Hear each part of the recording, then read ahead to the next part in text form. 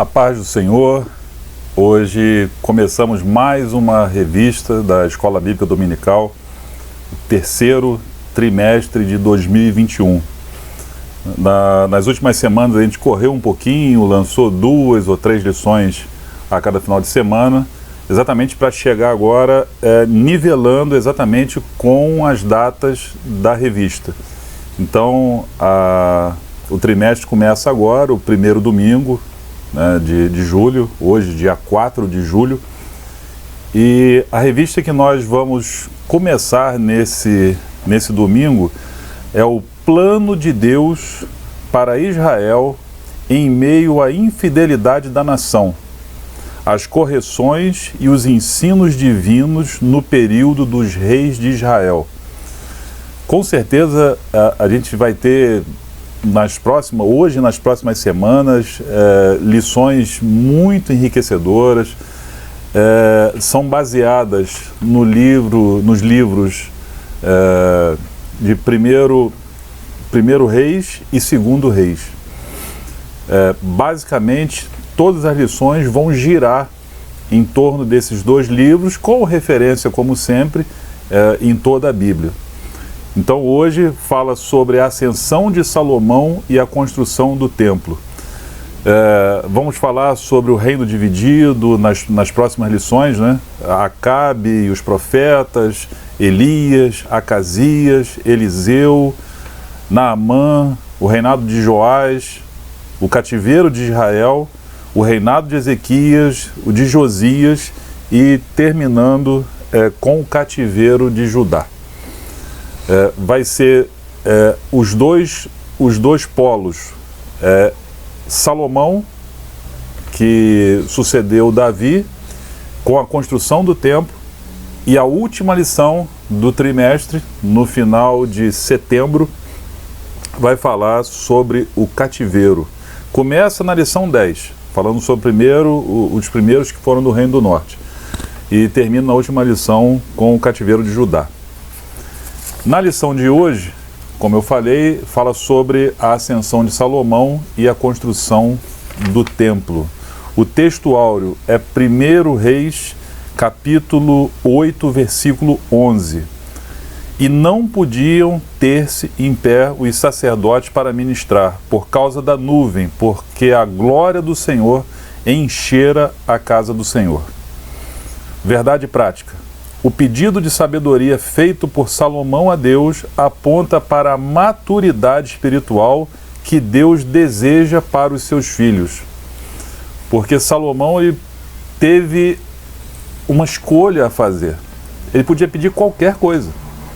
Qualquer coisa.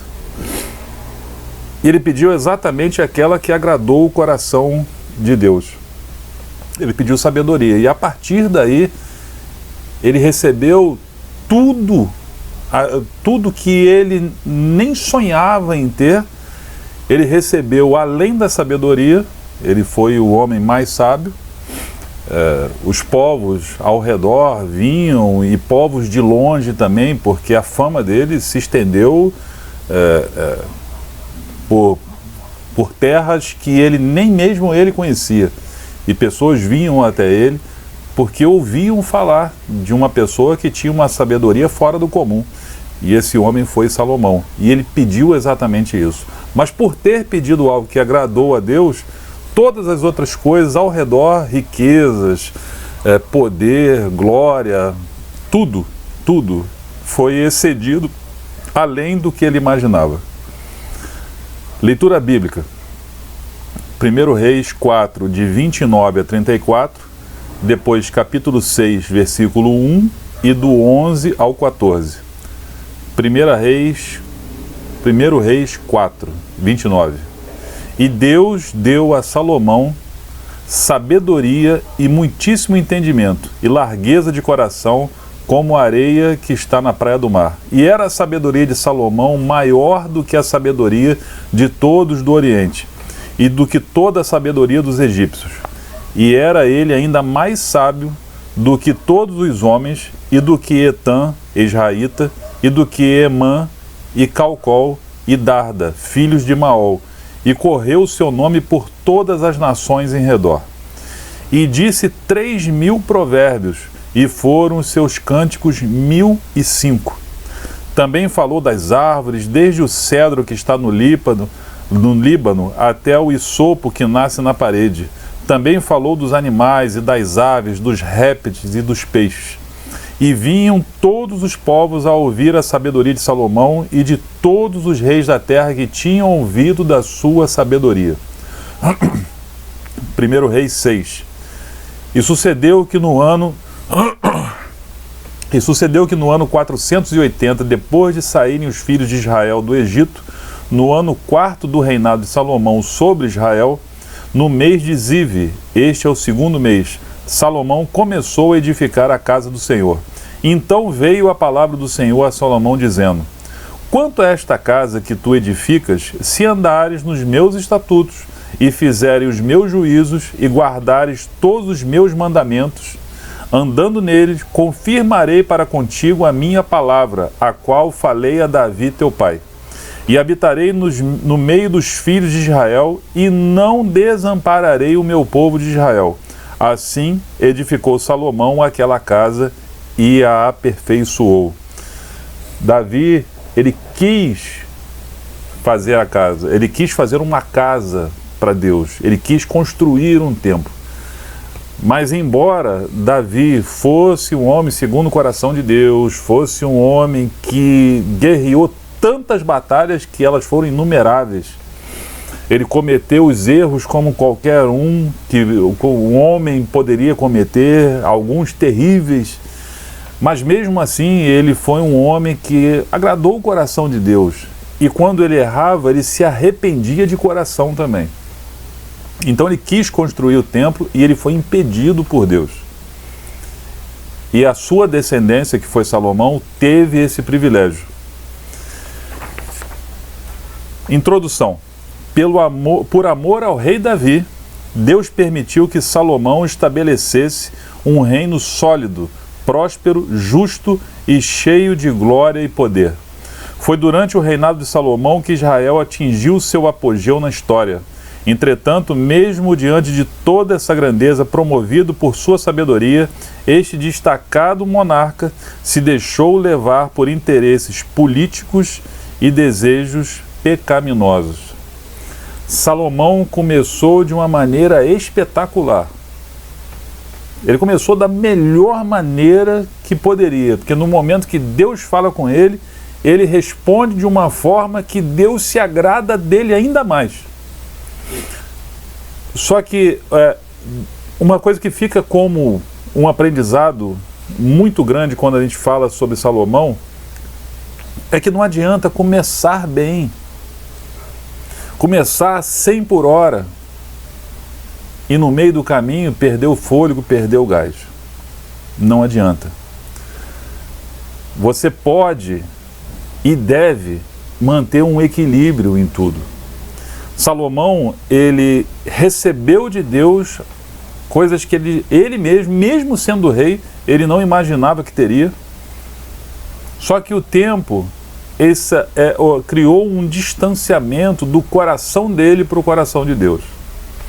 E ele se deixou levar, ele teve centenas e centenas de mulheres, concubinas, ele se prostrou a outros deuses, porque essas mulheres serviam a outros deuses, e ele, como tinha deixado o coração dele esfriar, ele se distanciou de Deus, ele serviu também a esses deuses. Isso desagradou a Deus, obviamente. Mas é um ensinamento muito grande. A gente precisa ter equilíbrio, sempre, sempre. É lógico que a gente está falando, quando se começa uma vida com Deus, quando você sai de uma situação, quando você vem de uma situação do mundo onde você faz constantemente coisas que desagradam a Deus, aí você ultrapassa essa barreira, entrega a sua vida ao Senhor, e a partir daí você começa a perceber que você está vivendo algo melhor, algo que você não tinha antes, que não é ilusório, algo que é real. Então você se empolga, aí é o primeiro amor. Comete excessos, pode até querer fazer coisas que você não está preparado para fazer, mas tudo isso faz parte de um aprendizado. E a maturidade vem chegando e você estabiliza isso. Agora, quando essa maturidade vem e essa estabilidade ela começa a decair e você começa a se distanciar, esse é o problema. E foi o que aconteceu com Salomão. Ele viveu durante muitos e muitos e muitos anos fazendo aquilo que agradava a Deus. De repente, num momento da vida dele, onde ele já tinha que estar realmente desacelerando, já chegando à idade, ele desacelera completamente, inclusive com a sua relação com Deus, e se distancia. A Bíblia diz que um abismo chama outro abismo. E foi o que aconteceu com ele. Aquilo foi ele se acostumou ao erro, o coração dele cauterizou com esse erro, a mente dele já não fazia mais distinção. Então ele estava vivendo de uma forma onde tudo podia se fazer, porque ele já não tinha mais o interesse de agradar a Deus. Número 1, sabedoria de Salomão. A virtude de Salomão. Antes mesmo de receber a sabedoria como um dom divino, Salomão já apresentava alguns traços dessa virtude. Pois ao ser inquirido por Deus quanto a qualquer pedido que lhe quisesse fazer, o grande rei escolhera a sabedoria, do que se depreende o quanto já era sábio. Ora, se fosse ganancioso, pediria dinheiro. Se fosse orgulhoso, pediria glória. Se fosse vaidoso, pediria muitos anos de vida. Se fosse vingativo, pediria a morte dos seus inimigos. Tudo isso ele podia pedir. Tudo. Mas ele pediu exatamente o correto e o que agradou a Deus. Mas do que adiantaria todas essas coisas que se lhe faltasse a sabedoria? Salomão teve um elevado senso de prioridade ao pedir a Deus a coisa certa. 2. O sábio pede sabedoria. Ao pedir sabedoria, Salomão se mostrou um homem humilde, e isso pode ser constatado em uma das respostas que deu ao Senhor. Sou ainda um menino pequeno, não sei como sair nem como entrar. Significa que ele tinha plena consciência da grandeza da sua tarefa, não permitindo que a imponência do seu reinado lhe conduzisse à prepotência. Ao contrário, demonstrou por profundo autoconhecimento, o que é peculiar a toda pessoa sábia. Todo presunçoso, todo orgulhoso sabe tudo. Você já deve ter reparado isso. E eu não estou nem falando sobre vida espiritual, não. A nossa vida como um todo. Todo orgulhoso, todo presunçoso sabe tudo, conhece tudo e dá palpite em tudo. Porque isso, ele sente prazer em manifestar a sua opinião e se fazer sábio. E o sábio faz exatamente ao contrário, ele ouve mais e fala menos. A sabedoria na prática divina. Tiago escreveu em sua epístola que existe uma falsa sabedoria que se evidencia pela inveja e sentimento faccioso. Essa sabedoria não vem de Deus, mas é terrena, animal e diabólica. É fruto de ciúme, divisionismo, perturbação e obras perversas. No entanto, o apóstolo asseverou que se alguém não tem sabedoria, peça a Deus, que a todos dá liberalmente. As características dessa virtude que vem do alto são a pureza, a pacificação, a prudência, a benevolência, a misericórdia, os bons frutos, a imparcialidade e a sinceridade. 2. A consolidação do poder. A glória do reino de Salomão. O reinado de Salomão não apenas se tornou amplo em termos territoriais, mas foi firmado e estabelecido em paz e justiça. O povo de Judá e Israel tinha tanta fartura e vivia em tão boas condições que podia até festejar e se alegrar. Todos os governos, quando administrados sobre essas premissas, se tornam duradouros, trazendo ao povo paz e segurança. O orgulho precede a ruína. Infelizmente, até mesmo os homens mais sábios estão sujeitos à queda quando deixam de temer a Deus e entram por caminhos tortuosos. Os desvios de Salomão foram chegando aos poucos. À medida que fazia pequenas concessões em seu coração e estabelecia acordos e conchavos políticos que deterioraram sorrateiramente seus valores espirituais. Salomão enganou a si mesmo pela ganância e pela sede de poder que deixou invadir seu coração. Todavia, é importante destacar que isso não aconteceu no início do seu reinado. Essa degradação de valores começou conforme Salomão permitia que pequenos desvios assumissem proporções gigantescas. Não são as grandes raposas que destroem as vinhas. Isso é numa tradução, e traduzindo, né, uma das traduções da Bíblia tem algo muito parecido com isso. E a gente coloca de uma forma mais fácil de entender. Não são as grandes raposas que destroem a vinha, são as pequenas. Porque as grandes, o agricultor consegue enxergar de longe, ele pode até atirar nelas se precisar. Agora as pequenas, elas fazem o estrago e ninguém vê, ninguém percebe, não faz barulho, não toma espaço, não balança as árvores. Não, são as pequenas.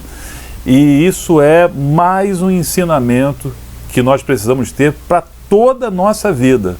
Não podemos fazer pequenas, mínimas concessões. Pecado é pecado e ponto final. Vamos pecar? Sim, porque somos falhos. Agora, eu não posso, você não pode, nós não podemos estabelecer uma relação de continuidade e de tranquilidade com o pecado. O salmista diz que quando ele pecava, ele sentia como se seus ossos envelhecessem. Deve ser uma sensação terrível, né? Se a gente tentar trazer isso para uma coisa natural, né? Você olhar para o seu próprio corpo e perceber que os seus ossos, a sua estrutura óssea, ela está envelhecendo e você está percebendo, assim, de uma hora para outra. Você acordou e durante o dia você percebe que seus ossos estão, sabe, de uma forma perdendo o seu vigor, a sua força, e aquilo começa a te desesperar, aquilo te deixa nervoso. O que o salmista quis dizer com isso? Que o pecado tem que ter esse efeito devastador na mente do pecador. Porque se ele se acostumar, as concessões vão trazer uma situação maior, e depois outra maior, e isso, eu diria até que não tem fim, mas tem. Infelizmente, o fim disso é a própria perdição, é a salvação indo embora, é a sua relação com Deus, sabe, se deteriorando. Não podemos nos esquecer, Deus tem compromisso com quem tem compromisso com Ele. Ah, mas e a misericórdia? A misericórdia de Deus alcança a todos. Assim como o sol, ele nasce para todos, a chuva cai sobre todos. Eu não quero, nós não podemos querer isso para as nossas vidas. Eu quero as bênçãos do Senhor que vão me perseguir. É isso que eu quero para mim. E é isso que você tem que desejar no seu coração. E como você faz isso? Se afastando de uma vida de erro. É fácil? Claro que não. Mas é possível. Nós sabemos que é possível. Basta que a gente não se acostume com o erro. Que a gente não normalize uma situação de erro e de pecado.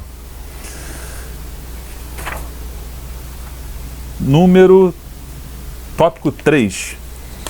A construção do templo. O nobre propósito de Salomão.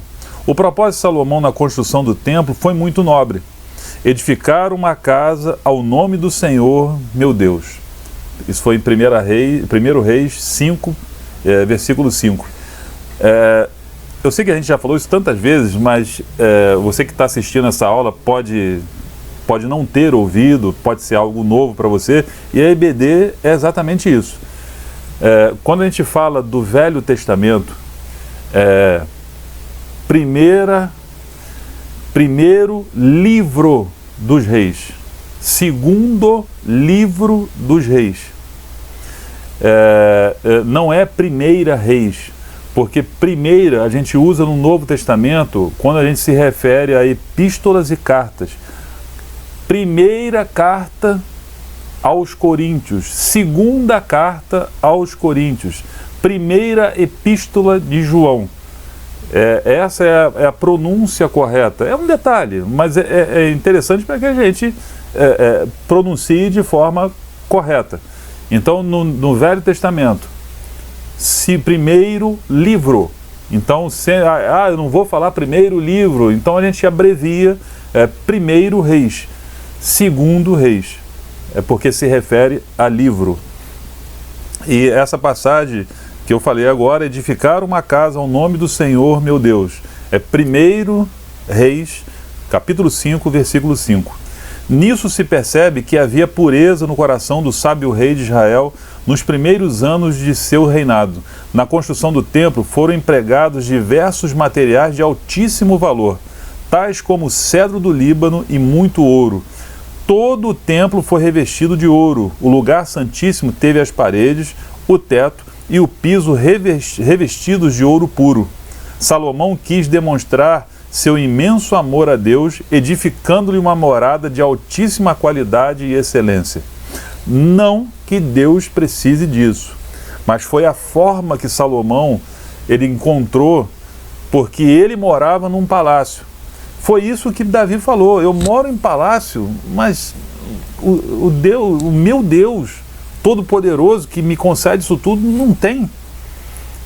Então Salomão pensou dessa forma: se eu moro num palácio exuberante, rico, majestoso, ele queria que o templo do Senhor fosse ainda melhor, fosse ainda mais caro, fosse ainda mais exuberante do que ele poderia ter. Essa foi a forma que ele encontrou como um rei absurdamente rico de dizer para Deus: eu tenho algo gigante, mas eu vou fazer para o Senhor algo muito maior do que eu tenho. O templo do Espírito Santo. Essa visão de Deus centrada no templo é uma forte característica do Antigo Testamento, mas com a redenção do homem efetuada por Cristo na cruz do Calvário, a morada de Deus passa a ser o próprio homem.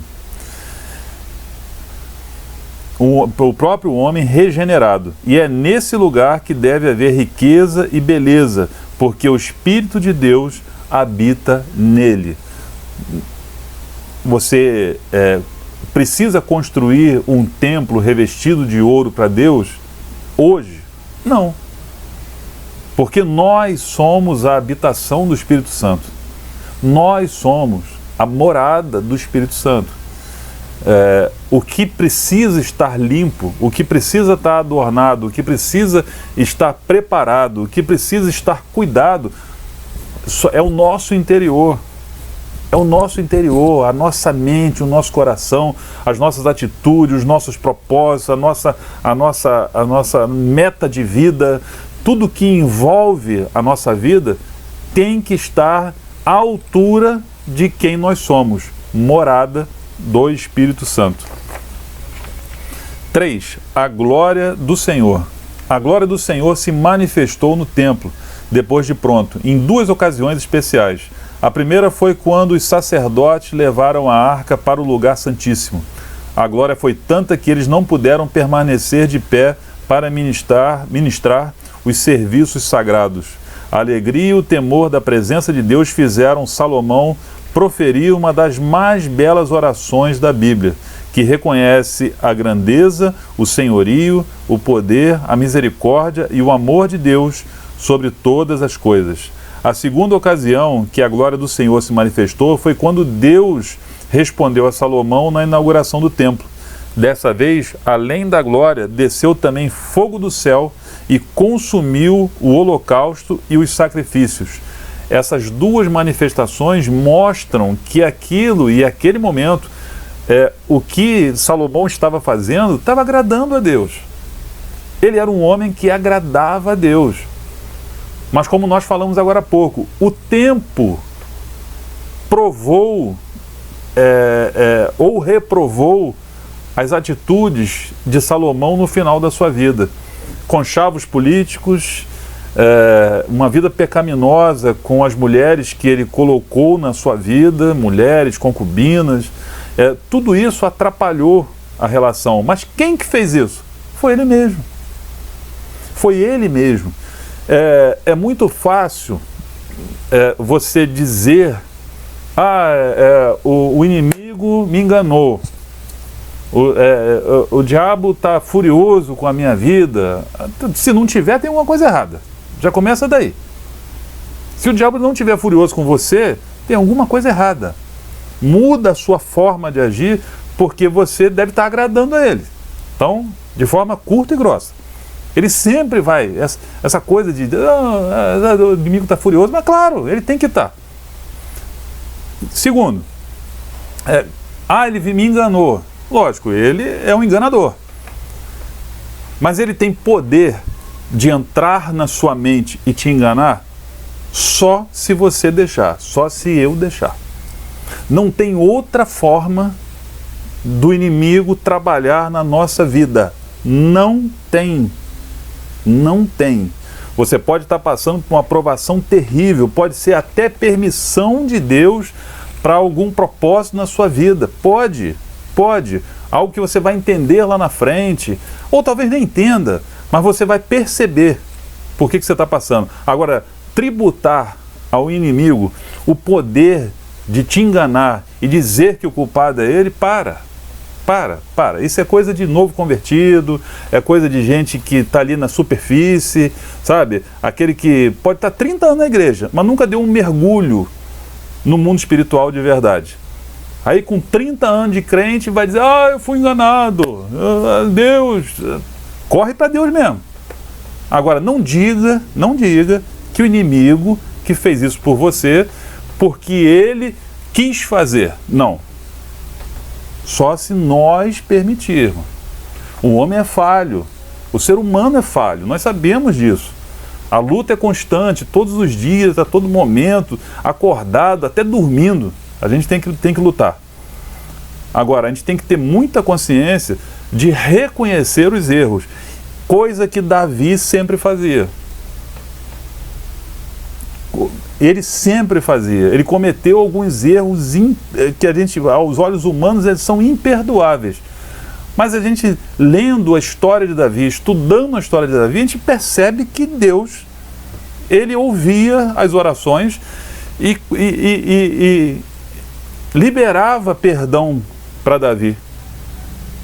Parece ser meio louco, mas é assim, porque eu posso não perdoar, eu posso não ter a capacidade de perdoar, mas Deus faz esse ato de grandeza porque Ele olha o seu coração, Ele olha o meu. Então, às vezes, uma pessoa errou 1 milhão de vezes e Deus, no final, ainda se agrada dela, porque 1 milhão de vezes ele teve um coração disposto a se arrepender. Essa é a diferença. A humanidade pode nunca liberar perdão para essa pessoa, mas Deus pode liberar e pode trazer paz. É o principal, trazer paz para essa pessoa. E é isso que importa no final das contas. Conclusão. Antes da conclusão, tem aqui na revista do professor, tem uma parte interessante que eu vou ler. Ele chama aqui de subsídio histórico. Não tem na revista do aluno, mas tem na do professor. Uma vez que Salomão obtinha um firme controle do reino, voltou-se para o extenso programa de construção iniciando com a construção do templo. Davi já havia comprado a eira de Araúna. A gente já viu isso na história de Davi, que ele foi lá e comprou a eira de Araúna. O local separado por Deus, e o rei ordenava que o terreno fosse totalmente limpo a fim de começar a obra. Ele também preparou os materiais da construção, particularmente blocos de pedra trabalhada e metais preciosos, e fez acordo com os fenícios para o fornecimento de madeiras para a construção. Tudo que Salomão precisava fazer era reunir os materiais e construtores no mesmo local e dar início à obra. Hirão foi informado de que tudo estava pronto, então começou o envio de madeiras para a construção conforme havia prometido. Foi uma troca que Salomão combinou. Salomão enviou os gêneros alimentícios acordados e outros bens como formas de pagamento. Também foram convocados, olha a grandeza do que foi esse templo. Também foram convocados 30.000 cortadores de lenha para que mensalmente, em turnos de 10.000 homens, fossem auxiliar os trabalhadores de Hirão no Líbano. 70.000 carregadores foram destacados para o serviço, mais 8.000 cortadores de pedra.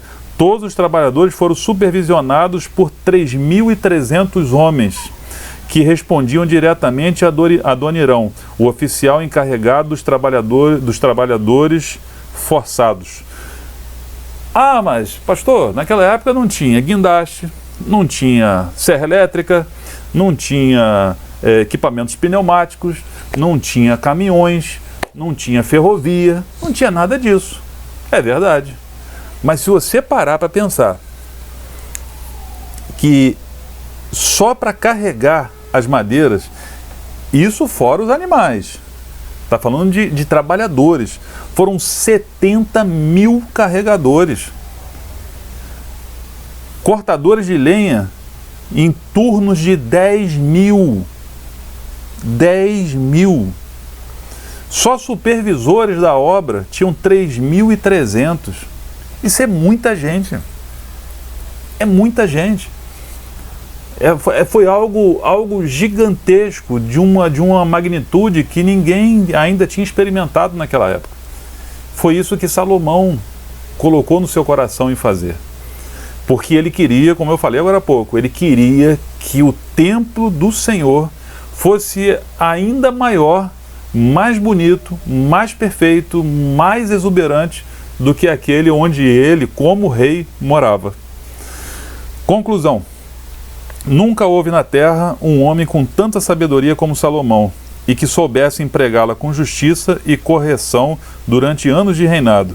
Este grande rei de Israel, em seu governo, proporcionou ao povo de Deus um longo período de paz, harmonia e prosperidade. Ele usou sua sabedoria tanto para consolidar seu poder, quanto para construir um majestoso templo para morada e culto a Deus.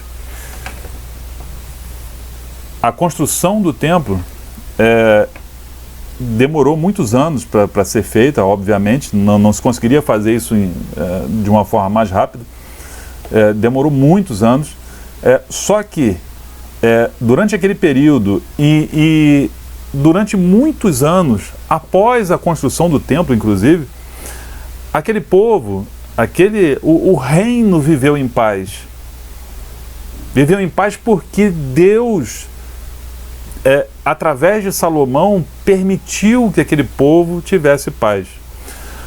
Quando os governantes, eles se colocam a serviço do povo e deixam que Deus faça essa orientação, não dá para imaginar onde esse povo pode chegar.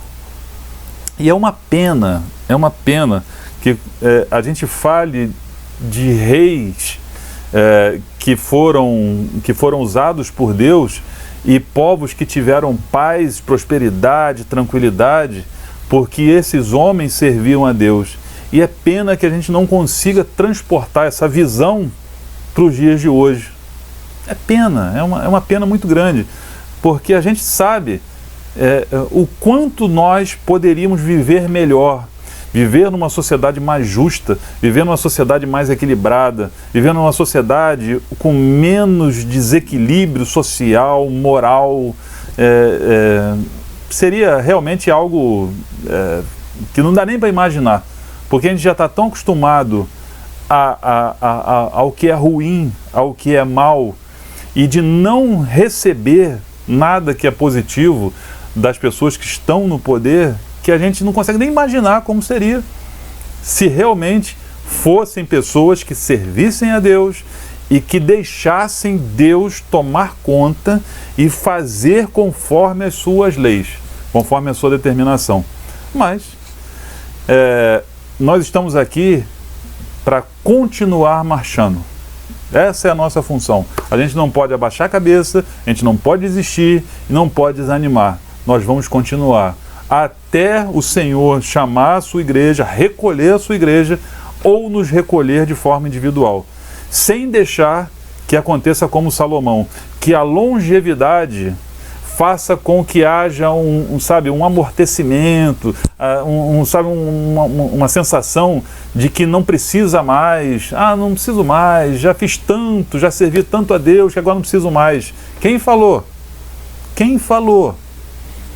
Os jovens vão chegar adiante, mas a Bíblia também fala sobre os velhos, temos sonhos. Parou de sonhar?